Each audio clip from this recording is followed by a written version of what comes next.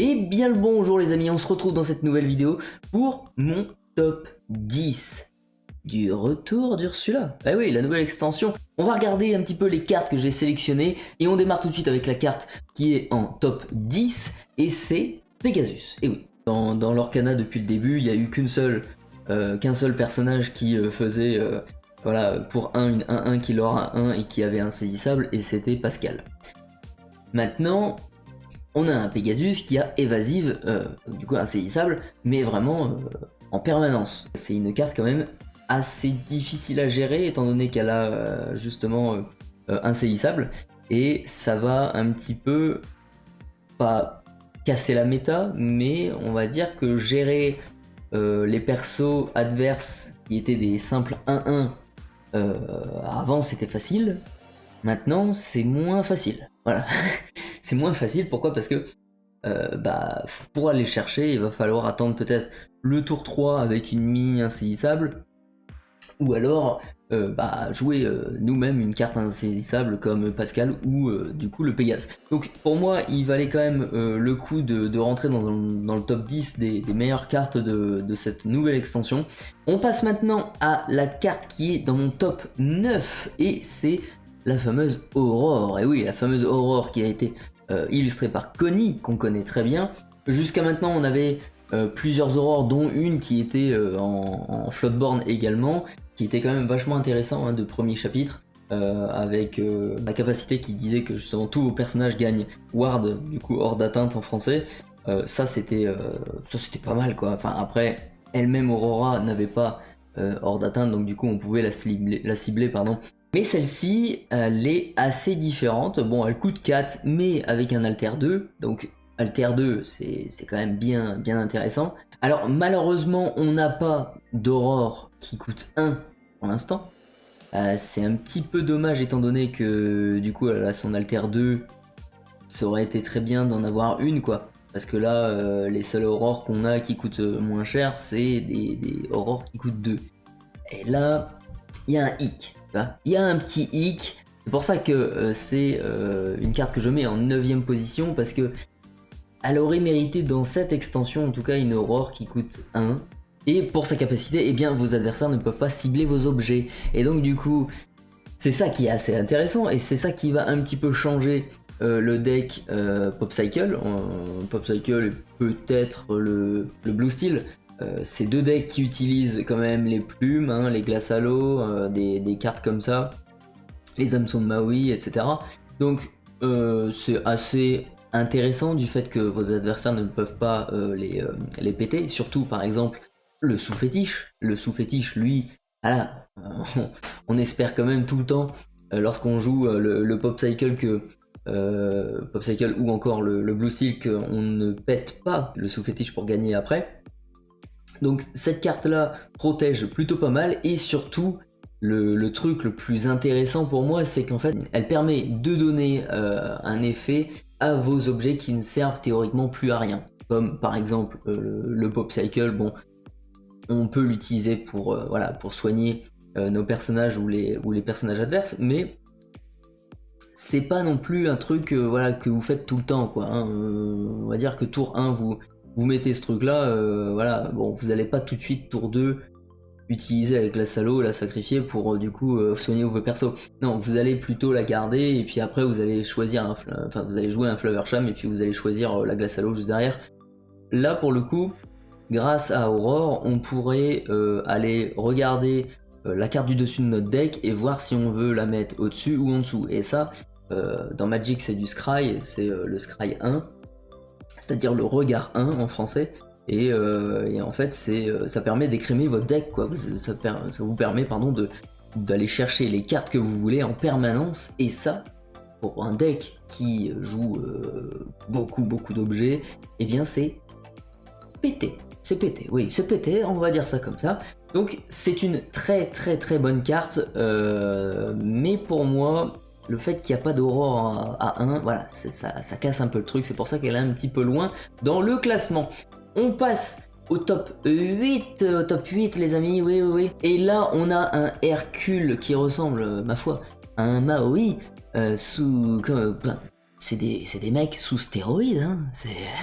C'est des mecs qui ont fait de la bonne gonflette. Eux, je peux te dire que 40 kilos, ça leur fait pas peur. Mais enfin bref, on va pas parler de ça.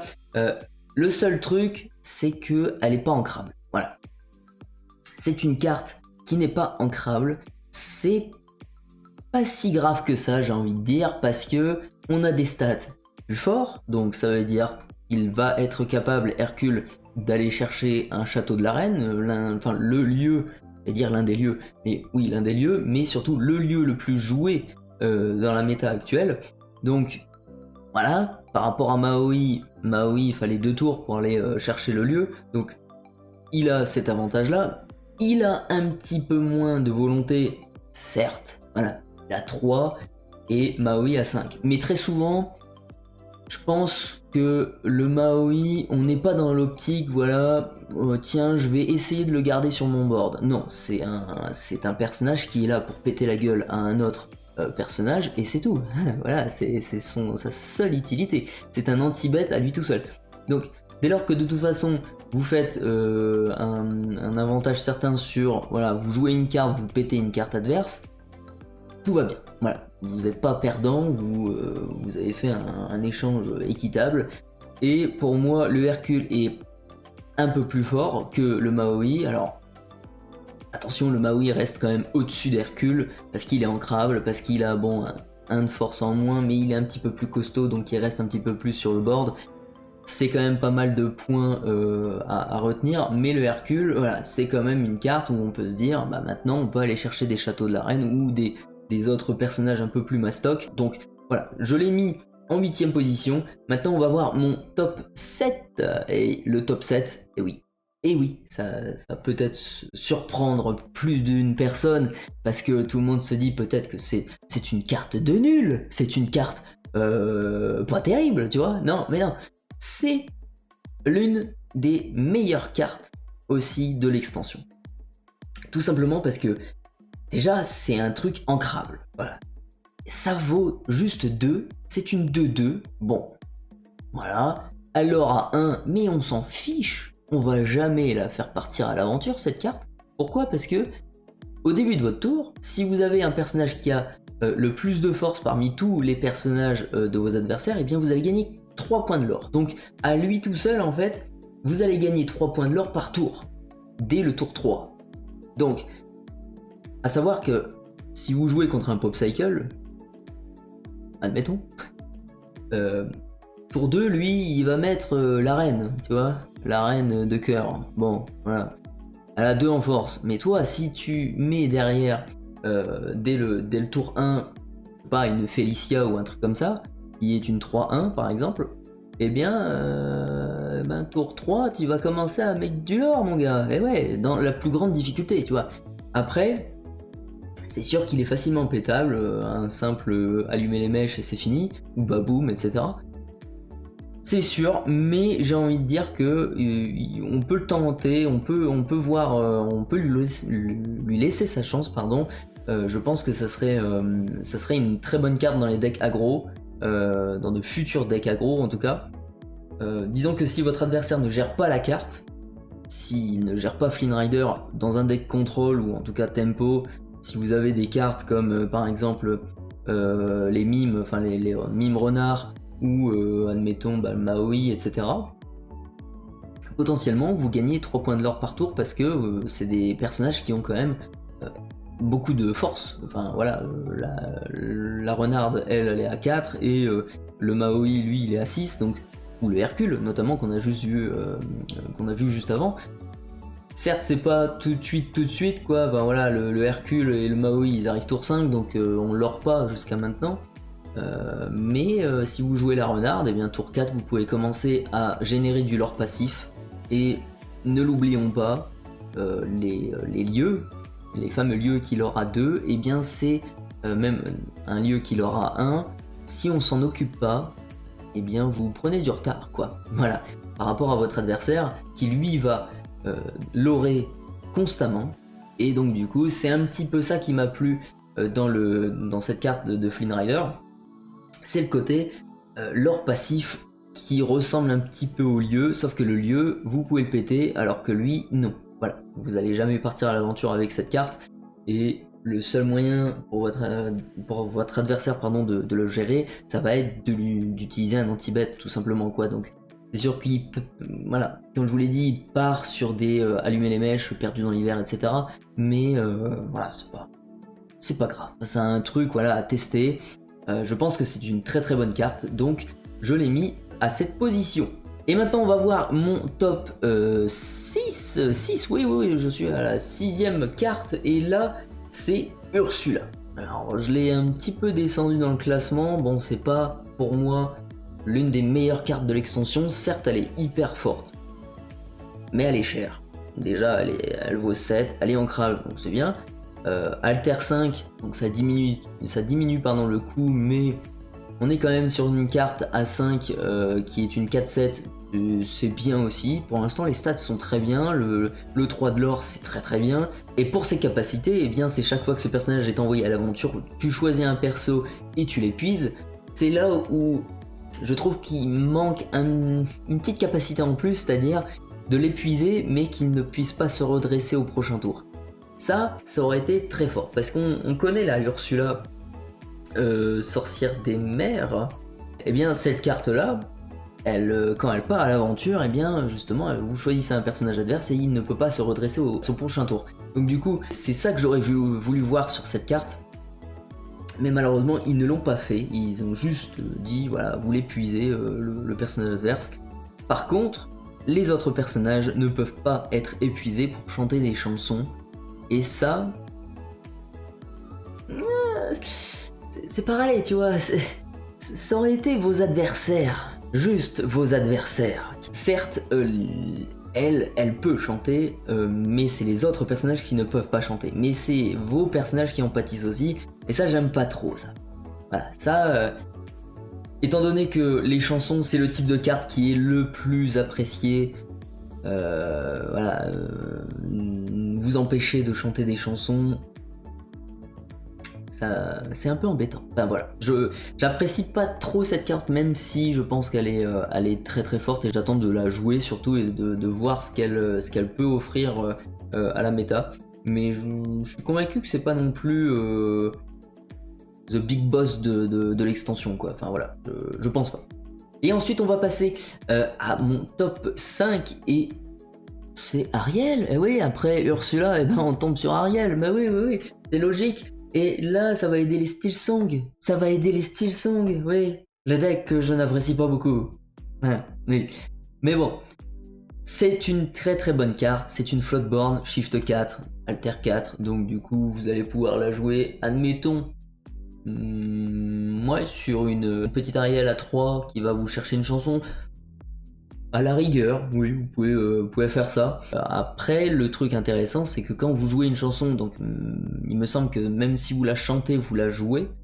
Quand vous chantez une chanson, vous pouvez épuiser un de vos personnages pour jouer gratuitement la chanson.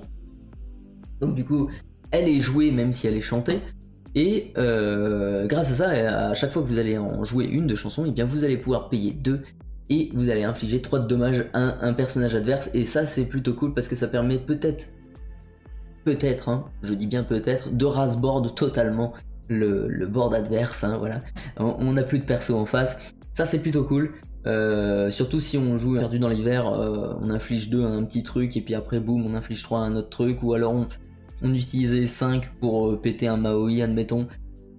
C'est très très bien. Elle a une capacité qui est quand même très très très puissante, nettement plus forte que la Ursula, moi je trouve, nettement plus intéressante comme carte, parce que c'est pas dit que c'est elle qui doit chanter les chansons, c'est à chaque fois que vous jouez une chanson, donc du coup ça rend le champ des possibles voilà, assez large, surtout dans un deck Steelsong où vous avez quand même pas mal de chanteurs, et là où vous avez quand même voilà, un petit peu d'encre en stock.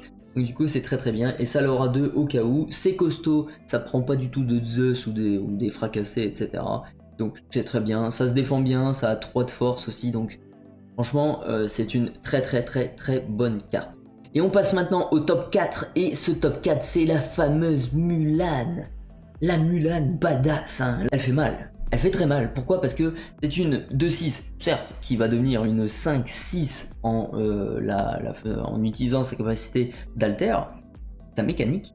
Et durant votre tour, lorsque ce personnage va infliger des dommages au personnage adverse dans un défi, eh bien vous allez infliger le même montant de dommages que vous avez mis à ce personnage à 2 autres cibles à côté. Voilà, hein. Donc c'est quand même pas mal dans le truc de je touche l'un, mais je touche les 2 autres aussi, tu vois. C'est de manière latérale, voilà. C'est frontal et latéral, tu vois, ouais, c'est... Je veux bien que tu comprennes, hein. C'est en face et sur les côtés, voilà. Donc, c'est une très très bonne carte, ça permet de, là pour le coup, rasboard réellement, c'est pour ça que je la trouve plus intéressante que la Ariel.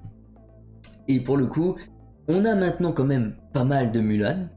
Ils nous ont offert une Mulan à 1, qui est une 2-1, on va dire, 2-1, même si c'est une 2-3.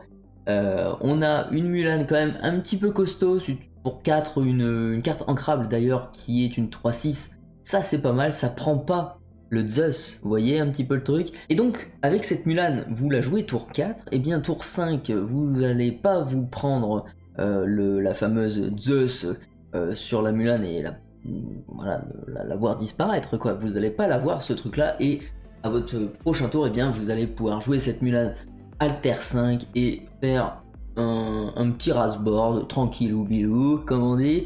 Et surtout on va pouvoir si on a Fazo, son papa, sur le board, et bien on va pouvoir la remettre redressée, et donc du coup on va pas la perdre notre Mulan, et ça c'est très important, oui.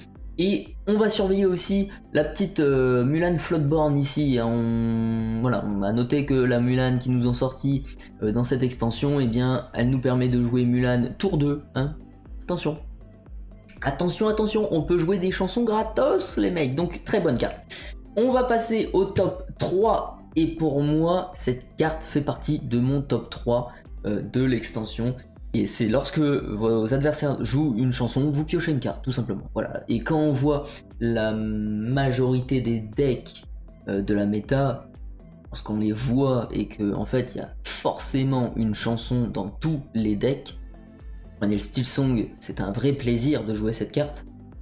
Vous avez le deck Control ou Tempo, Ruby Améthyste, et bien c'est pareil, vous allez quand même piocher grâce aux Mes Amis de l'Au-delà, ou alors avec une nouvelle carte qu'ils ont sortie sur cette extension, on va voir ça juste après. Vous allez vous faire plaisir, quoi. Vous allez avoir quand même pas mal de decks qui vont vous faire piocher.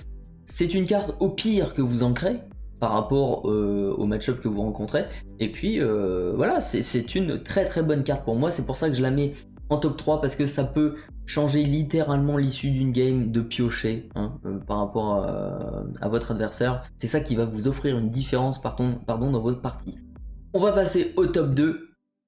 Et on en parlait de la chanson, voilà, celle-là, voilà, vous la connaissez? Bah voilà, maintenant vous la connaissez. Be King Undisputed, ça c'est une chanson, c'est une petite Tremen en version chanson, voilà. C'est tout simple, ça vaut 4, c'est moins cher, ça se chante sur un lapin, voilà. Je pense qu'on va jouer Tremen, on va jouer Medusa, et on va jouer cette carte aussi en 3 exemplaires, voilà. 3 exemplaires, pourquoi? Parce qu'elle est non ancrable, et c'est ça qui est un petit peu embêtant. Si on rajoute énormément de non ancrables dans notre deck, c'est pas terrible. À part maintenant si vous jouez du vert et que vous jouez le fameux objet qui vous fait piocher pour 2 une carte, et en plus qui vous permet de ancrer toutes vos cartes non ancrables. Vous connaissez cette carte, je ne l'ai pas mis dans mon top 10 de cette nouvelle extension, mais c'est quand même une carte que j'ai hésité à mettre, et pour le coup c'est logique parce que c'est une carte hyper forte. Donc j'ai mis cette carte en 2e position parce que c'est encore une fois un merveilleux anti-bet. Enfin voilà, j'allais dire le meilleur anti-bet.